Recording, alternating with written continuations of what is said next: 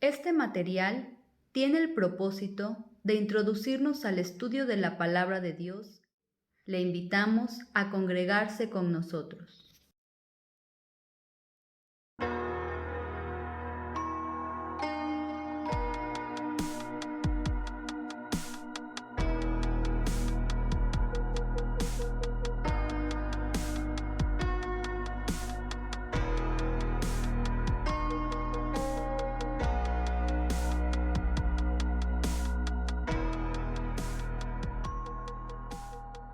¿Qué tal, hermanos? Buena tarde. Me da mucho gusto nuevamente poder participar a través de esas reuniones y el poder también tener la participación de este tema. El día de hoy nos toca pensar bastante en la lección número 2, que tiene por título El orgullo y la soberbia, y en donde vamos a estar viendo dos salmos, el 75 y el 76. Y me gustaría solamente pues añadir a lo que mis hermanos que anteriormente pasaron, dos cosas. Recordar que en estos salmos, el libro número 3, que se identifica mucho con Levítico, nuestro hermano Rodolfo mencionaba acerca de esos paralelismos que mencionaba. Recordemos que hay tres de ellos. El sinónimo, en donde ambas líneas dicen lo mismo con otras palabras. El sintético, en donde una línea no da tanta información y la segunda por lo regular es más clara. Y el antitético, en donde vemos los contrastes remarcados. Y recordemos que al estar estudiando estos salmos veremos mucho el nombre de Asaf, muchos de los hijos de Coré, personas que estaban a cargo de la adoración en el templo. Recordemos que para este momento en la historia, al momento de adorar, en el momento de los reinos, la adoración se empieza a ser dirigida por una persona y es el momento en donde surgen estos instrumentos o se ocupan los instrumentos para alabar delante de Dios. Y es importante pues reconocer esto, ciertamente porque en los salmos al leerlo hay muchas figuras, hay muchas frases que a la primera vista se nos harían pues un poco tal vez extrañas en nuestro idioma y que pues recordemos que la forma en cómo están organizadas pues primeramente inspiradas por el espíritu representan o requieren de un poco más de visión ante lo que hay más allá en cuanto al contexto cultural. Entonces es importante que tengamos esto bien en claro al momento de estar repasando estos salmos. Y vamos a comenzar primeramente por ver lo que en este primer salmo, el número 75, nos está mostrando. Y hay algo que me llama mucho la atención de este salmo y es principalmente en cómo inicia. También recordemos que dentro de los salmos tienen su propósito, tienen sus categorías o sus géneros literarios. Por ejemplo, hay salmos que se clasifican como himnos, como súplicas o lamentaciones, oraciones, salmos reales. Y fíjense que en este salmo, el 75, su clasificación es un salmo didáctico y se subdivide, por ejemplo, en sapiensales, en enseñanzas proféticas y en liturgias. Liturgias son las prácticas que lleva a cabo una persona dentro de, pues en este caso, alguna creencia. Y es interesante ver esto porque lo que estaremos leyendo en este salmo, y le invito hermano a que pueda tener ahí a la mano su Biblia para ir buscando en estos versículos y poder también leerlo de manera conjunta, es que cuando veamos un salmo didáctico, la intención es que muestre una enseñanza y en donde ante las prácticas que se hacían en el templo, por ejemplo, las fiestas, los días de expiación, los días de limpieza, las adoraciones, todo tenía que ser con un motivo específico. Entonces, la intención de estos salmos es que la forma en cómo se entregaran o la forma en cómo la persona llegara ante estos lugares, ante estas fiestas, fuera la correcta delante de Dios. Recuerden que eh, el Señor decía, no quiero los sacrificios, sino es misericordia. Entonces no es lo material, sino es la intención en la que uno de corazón se presenta. Entonces ese es el primer punto pues bastante importante que se nos lleva a reflexionar. En este salmo, lo primero que inicia es con una acción de gracias. Dice, gracias te damos, cercano está tu nombre y los hombres cuentan tus maravillas. Estamos en el Salmo 75, versículo 1. Y luego menciona, aquí esa parte dice que es una enseñanza profética porque la manera en cómo se está desarrollando está describiendo un juicio que está haciendo Dios delante de personas que son orgullosas o que son soberbias. Dice, yo juzgaré rectamente, yo sostengo sus columnas. Y me llama mucho la atención en la forma en cómo el Salmo inmediatamente empieza a describir. Dije a los insensatos, no os infatuéis, y a los impíos, no os enorgullezcáis, no hagáis alarde de vuestro poder, no habléis con cerviz erguida. Es decir, no se paren de una forma desafiante o agresiva. Y luego hay algo bastante curioso en esto. Ciertamente el Salmo lleva una exhortación ante lo que es enorgullecerse o lo que es ser soberbio, pero lo importante o lo interesante aquí es hacer la pregunta, ¿de dónde proviene esta soberbia o de dónde proviene este enorgullecerse? Y ciertamente el ser soberbio, el ser altivo, es una acción que hace el hombre, pero que la provoca cuando el corazón únicamente admite que ha sido por parte de esfuerzos humanos o por parte de méritos humanos que merece una alabanza o merece algún tipo de reconocimiento. Y si yo, por ejemplo, les preguntara, hermanos, entonces, ¿realmente el enaltecimiento de dónde viene? No sé qué respuesta me pudieran dar, me gustaría que la pensaran unos segundos. Y seguramente tal vez enaltecerse, lo primero que pueda venirse a la mente pues es a partir del hombre, ¿no? Pero fíjense que aquí en la Biblia lo menciona de una manera tan diferente y de una forma de pensar muy peculiar. Versículo 6 dice, porque ni de oriente, ni de occidente, ni del desierto viene el enaltecimiento. Y el 7 dice, mas Dios es el juez, a éste humilla y a aquel enaltece. Entonces, realmente el enaltecimiento de quién proviene. Según estos versículos, proviene de parte de Dios. Ahora, ¿con esto a qué me quiero referir? El hecho de que Dios permita que en nuestras vidas surjan diferentes circunstancias, y seguramente en la vida de ustedes, y es una anécdota o experiencia que puedan recordar, en cuántas veces Dios no les ha permitido a cada uno de ustedes obtener un reconocimiento, obtener una posición, obtener algún cargo, o incluso en lo más básico para estudiantes, obtener alguna calificación aprobatoria, o incluso el haber sido aceptado o admitido ante alguna escuela. Todo eso lo permite Dios. ¿Por qué? Porque Él es soberano y Él está en control de todo. Ahora, ¿cuál es aquí el peligro? El peligro es que cuando yo obtengo ese reconocimiento o ese cargo o esa posición, yo me olvide de quién provino todo eso. Y ese es el principal punto en donde Dios está aquí hablando o este salmo se está dirigiendo.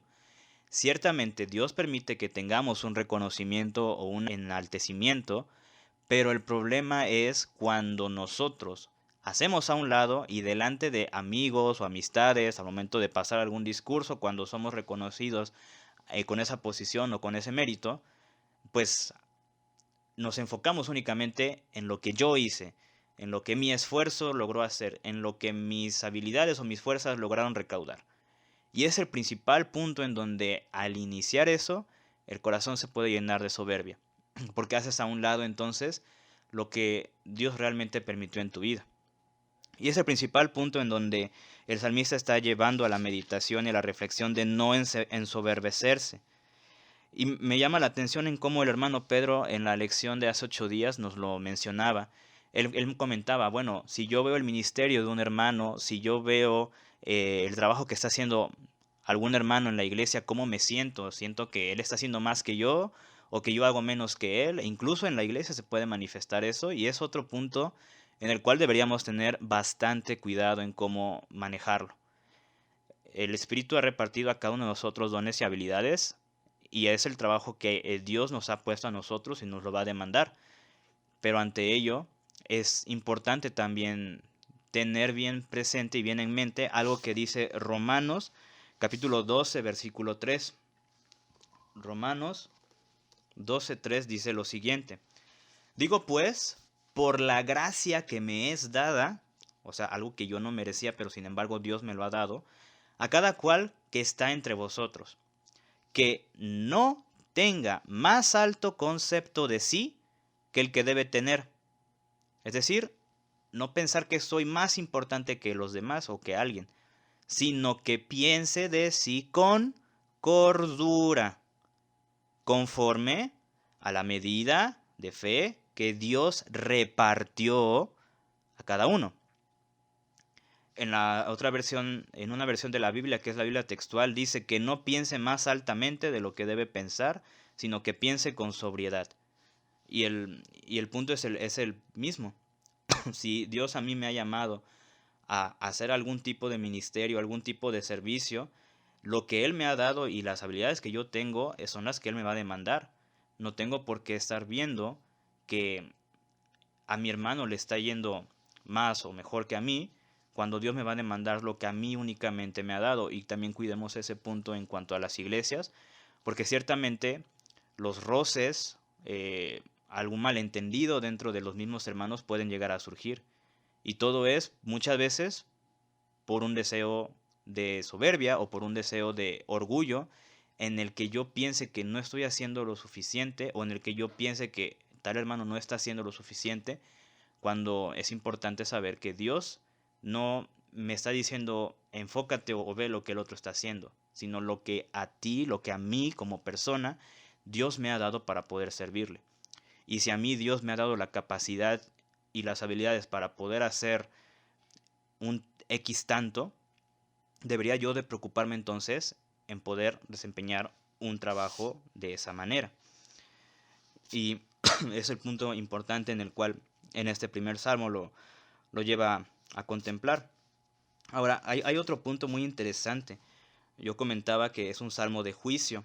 Versículo 8 claramente lo refiere. Dice, el cáliz está en la mano de Jehová y el vino está fermentado, lleno de mistura, y él derrama del mismo. Hasta el fondo lo apurarán y lo beberán todos los impíos de la tierra. Y claramente es una figura de juicio en la cual se está mostrando. Y a mí me gustaría también nuevamente que pudiéramos reflexionar en una siguiente pregunta. Cuando en la Biblia nosotros leemos acerca de juicio, la respuesta o la reacción que cada uno de nosotros tenemos, ¿cuál sería? Le doy unos segunditos para que piense, hermano. Si yo en la Biblia leo de un juicio, ¿qué reacción tengo? ¿Cuál es la primera reacción que me da? Y posiblemente muchos tal vez hayamos pensado o dicho, pues tal vez temor, miedo, preocupación. Y la pregunta, y eso es algo que también yo consideraba un poco antes de estudiar o entrar bien a fondo en este tema, es que realmente el juicio para quién va a ser. El juicio dice aquí, lo beberán todos los impíos de la tierra.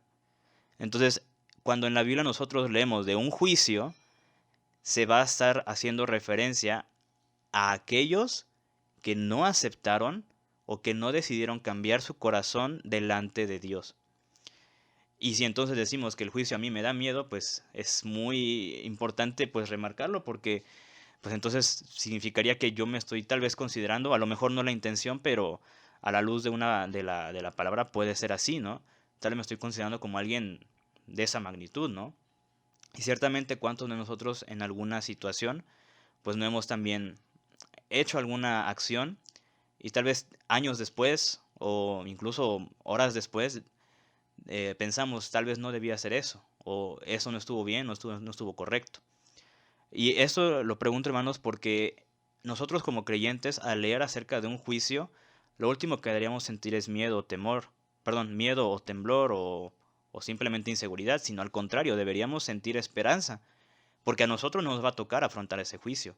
Porque si nosotros realmente tenemos una fe segura y firme en que en Cristo nosotros tenemos victoria, pues ciertamente deberíamos tener más una reacción de gozo y esperanza, porque a mí no me va a tocar ese juicio. Pero lo interesante es, leemos de un juicio o leemos de algo que Dios va a juzgar y qué acción tenemos nosotros.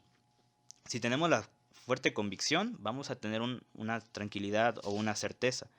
Pero si la convicción no está realmente firme y segura, por las situaciones que sean, que cada uno de nosotros conocemos en nuestra vida, pues ciertamente vamos a sentir ese como miedo, ¿no?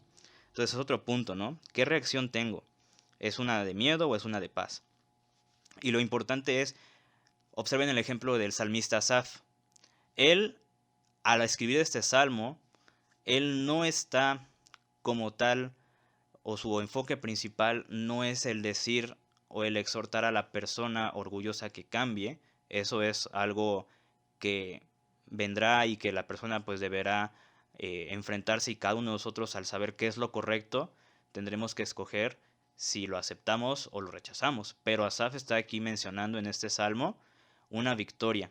Es decir, finalmente, al confiar en el poder de Dios, nosotros seremos librados de ese juicio si nuestro corazón se ha rendido delante de Él.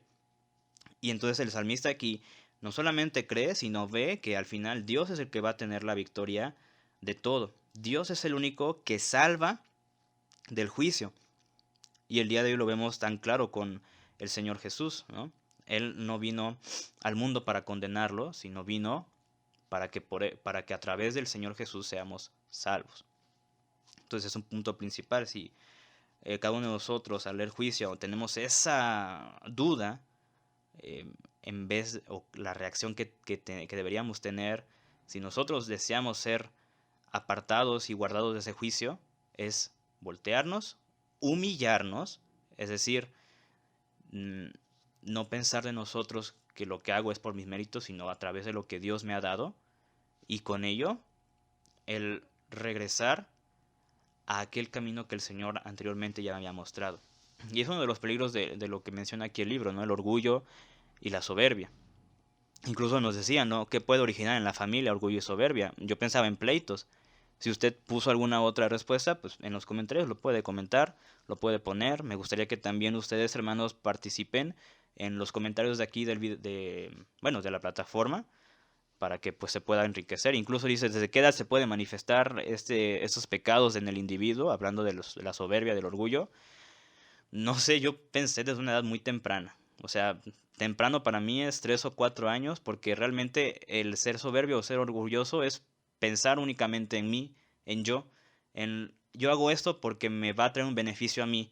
Yo hago esto porque me va a dar más dinero para mí y para mi familia. Yo hago esto porque me va a dar un reconocimiento mayor ante los demás y voy a poder ser reconocido. O sea, cuando vemos más que en nuestra vida se refleja más el yo, para mí, pues creo que es un indicio claro de que puede haber ese orgullo, ¿no?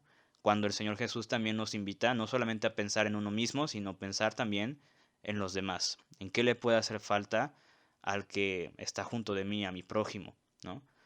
Y cuanto más a los que están en la familia de la fe, ¿no? Cuando nosotros decimos, pues yo quiero tal trabajo porque con lo que yo obtenga voy a poder ayudar a mi hermano fulanito, porque con esto yo voy a poder ayudar a que en la iglesia se haga tal tipo de actividad, ¿no? Y pocas veces lo pensamos así, ¿no? Y recordemos, Dios escoge a quién humillar y a quién enaltecer, ¿no? Entonces, tener mucho cuidado en esa parte. Y como otro punto, en el Salmo número 76, es uno que también me llama mucho la atención. Si se dan cuenta, el título pues menciona el Dios de la victoria y del juicio. Ahí, por ejemplo, en el versículo 1 vemos un paralelismo sinónimo. Dice, Dios es conocido en Judá, en Israel. Judá e Israel es lo mismo, sinónimo, es grande su nombre, ¿no? Entonces es un paralelismo de sinónimo que podemos tener como ejemplo. En ese salmo lo que a mí me llama la atención es la forma en cómo la soberanía y la supremacía y el poder de Dios está por encima de todo. Leamos, por ejemplo, el 3. Allí quebró las saetas del arco, el escudo, la espada y las armas. El 4. Glorioso eres tú, poderoso más que los montes de Casa. El 6. A tu reprensión, oh Dios de Jacob, el carro y el caballo fueron entorpecidos. Y el versículo 7 era una sección en donde a mí me hacía reflexionar de manera un poco más fuerte. Porque aquí dice tú, hablándole a Dios, temible eres tú. Y me pregunta, ¿y quién podrá estar en pie delante de ti cuando se encienda tu ira. Desde los cielos hiciste oír juicio. La tierra tuvo temor y quedó suspensa. Cuando te levantaste, oh Dios, para juzgar, para salvar a todos los mansos de la tierra. Y ciertamente, una reacción que nosotros tenemos al ver toda esta soberanía de parte de Dios, todo este poder de parte de Él, pues sí, ciertamente es una reacción de temor. Claramente ahí se le describe a Dios como alguien temible. Pero aquí el punto en el que me gustaría que pudiéramos reflexionar y meditar es cuando yo estoy delante de Dios, cuando yo he experimentado en mi vida innumerables formas en las que Él me ha mostrado su gracia, su misericordia, su poder, incluso su juicio también, o su justicia. Vaya, pues qué reacción obtengo, ¿no? Un poquito a lo que mencionaba en el 75. Y a mí me hacía formular la siguiente pregunta. ¿De qué forma yo, y piénselo también en cada uno de ustedes, manifiesto temerle? ¿De qué forma yo manifiesto temer a Dios? O más aún, ¿qué me motiva a temerle? Porque es muy importante que nosotros prestemos atención a de qué manera en los salmos muchas veces se alaba bastante el poder o la soberanía que tiene Dios. Y lo interesante es cómo nosotros estamos reconociendo a Dios. Y pensemos, ¿de qué forma yo manifiesto tener un temor delante de Dios? ¿Qué ejemplos pudiéramos decir? Me los pueden dejar en los comentarios. Ahora, ¿qué me motiva a temerle? Y la diferencia pues no es lo mismo tener miedo a tener temor. Cuando tú tienes temor hacia alguien es porque muestras una reverencia o muestras un respeto. Pero claro, ese respeto o esa reverencia tú la muestras porque has visto manifestaciones de que esa persona merece ese respeto. Y por eso yo preguntaba, o pensemos, por eso yo mencionaba eh, en qué experiencias hemos tenido delante de Dios, ¿no? Pero sí, ciertamente es eso. Ahora, otro punto que me llama mucho la atención es el siguiente. Versículo 9 dice, cuando te levantaste, oh Dios, para juzgar, para salvar a todos los mansos de la tierra. Recordemos que el juicio de Dios o los juicios que nosotros leamos en la Biblia, allá afuera los tergiversan de una manera, pues, tal vez muy, muy incorrecta. Piensan que el juicio de Dios es porque Él es malvado y porque simplemente Él quiere salvar a los que Él quiere y lo hace porque sí, ¿no? Y ciertamente no. Hermanos, si yo les preguntara cuál es el origen de que el día de hoy en el mundo se vea tanta maldad o tanto desastre, sin duda algunas me dirían que el pecado. Entonces el juicio, el propósito que tiene es eliminar ese pecado. Cada juicio o el juicio que tiene Dios o los juicios que nosotros leemos de Dios en la Biblia tienen un propósito. Y nuevamente recordar lo que dice Juan 3, 17 y 18, que dice de la siguiente manera. Juan 3, 17 y 18. Porque no envió Dios a su Hijo al mundo para condenar al mundo, sino para que el mundo sea salvo por él. El que cree en él, el que en él cree, no es condenado. Pero el que no cree, ya ha sido condenado, porque no ha creído en el nombre del unigénito de Dios. Y esto no es para decir, pues bueno, si tú no decides que creer en Dios, pues vas a tener una muerte eterna. O sea, efectivamente nosotros conocemos qué es lo que está mal y tenemos la solución. Pero obviamente si nosotros no queremos aceptar o reconocer la soberanía de Dios en nuestra vida, en la eternidad Dios no nos va a forzar a estar en su presencia si nosotros lo rechazamos. Porque eso no sería una muestra de amor. El amor no es forzar a alguien a que te quiera. Por eso Dios nos ha dado la oportunidad de escoger. Y en esa oportunidad de escoger, pensemos bastante en qué es lo que Dios ha mostrado en nuestra vida. Algo que se hace también bastante evidente en este salmo es la victoria que Dios pone. Si nos damos cuenta, pues en el 75 Asaf estaba confiando en que Dios daría la victoria. Y en este salmo estamos viendo perfectamente la victoria. De hecho, se piensa que este salmo se escribió debido a una de las victorias que tuvo el pueblo de Israel con los asirios. Creo que estaba en Segundo de Reyes 18, si no me equivoco. Pero lo importante es también eso, o sea, si la victoria es de Dios, o sea, quien derrotó pues es Dios. Quien tiene el poder o la última palabra hasta el final va a ser Dios. Quien vence o quien puede tener el poder para vencer el pecado es Dios. Ahora, ¿por qué si Él tiene ese poder, a nosotros nos da la oportunidad de ser copartícipes de esa victoria? Me gustaría que pudiéramos ver lo que dice 1 Corintios 15:57. Un versículo también muy conocido. Dice, mas gracias sean dadas a Dios que nos da la victoria por medio de nuestro Señor Jesucristo. Y es algo que también me gustaría que lo pudiéramos meditar y tener bien presente.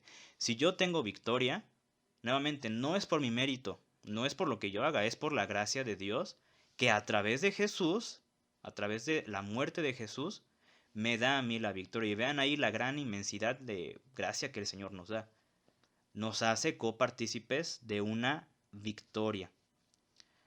Ahora, al ser nosotros también victoriosos, ¿de qué manera lo estamos manifestando? ¿Con qué forma yo podría manifestar ante los demás que mi vida es victoriosa? Y ahí es donde nuevamente viene ese cambio. Y es donde efectivamente, al unirlo con la lección es, no hay orgullo, no hay soberbia, reconozco humillado de quién proviene todo. Y ahora, otro que me llamó la atención es en cómo el Salmo al final da, al final del Salmo 76 menciona el 11. Prometed y pagad a Jehová vuestro Dios todos los que están alrededor de él, traigan ofrendas al temible. Y es otra manera, ¿no? En la que nosotros como muestra de amor o como muestra de manifestar victoria, podemos también traer delante de él y dar algo que demuestra a nuestro Dios que le amamos. Yo mencionaba, si el Señor nos ha dado la victoria sobre el pecado, ¿de qué manera lo estoy manifestando? O sea, si yo he aceptado el nuevo pacto que el Señor Jesús ha establecido, pues entonces al aceptar ese nuevo pacto, yo estoy ligado a prometer y pagar algo también a Él. No porque Él lo necesite, sino porque, vaya, en agradecimiento, Él me da la victoria sin que yo lo hubiera hecho algo. Y ese es el motor o el motivo principal en el cual somos inspirados, somos motivados a traer algo delante de Él, ¿no? Y pues también me gustaría que pudiéramos pensar, ¿no? Darle ofrenda a Dios, pues ciertamente es darle algo que sea digno de Él. Ahora, si es algo que es digno de Él, ¿qué sería? Y pensémoslo en mi trabajo. Si yo en mi trabajo lo hago para, pues también traer algo delante de Dios, si es una ofrenda como Él merece, ¿de qué manera sería esa ofrenda? ¿De qué manera serían mis acciones? ¿No? Lo mismo también en los ministerios, en la iglesia.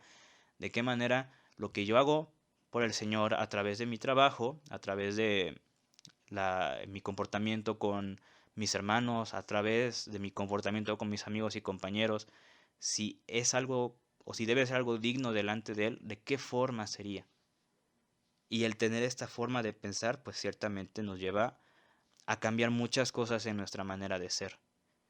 Y nuevamente, esto es posible siempre y cuando nosotros aceptemos y reconozcamos que es a través de Jesús que podemos vivir esa nueva vida. Y me llama la atención en unos puntos de la asimilación, sobre todo el 3. Dice, si analizo mis oraciones, dice, ¿de qué me ocupo más? Y pone ahí dos cosas, exponer a Dios mis necesidades o confesar humillado. Yo veía este punto 3 y sinceramente creo que es muy... Creo que no es la idea de escoger uno de los dos, sino es escoger que los dos formen parte de mi vida.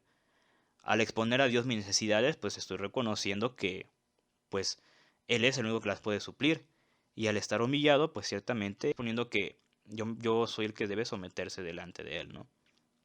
Entonces, en esta lección, hermanos, son puntos muy importantes que hemos tocado, que hemos comentado. Me gustaría que pudieran poner en la caja de comentarios su opinión, sus dudas, sus preguntas, si desean complementar con alguna otra cosa que ustedes hayan puesto en el libro, adelante, porque ciertamente es enriquecedor siempre el tener un intercambio, ¿no? Una retroalimentación unos con los otros. Y sobre todo, pues cuidar de qué manera lo que recibo hoy de parte de Dios, de qué manera lo recibo y con qué fin lo estoy guardando. Estos salmos recuerden que tienen su género y su propósito específico y ante ello pensémoslo fuertemente en de qué manera lo está desligando, de qué manera lo está desglosando. Pero ante todo, pues cuidemos mucho en nuestra vida el de qué forma o de qué manera estamos manifestando esperanza, de qué manera nosotros tenemos la certeza de que nuestra vida es digna delante de Él.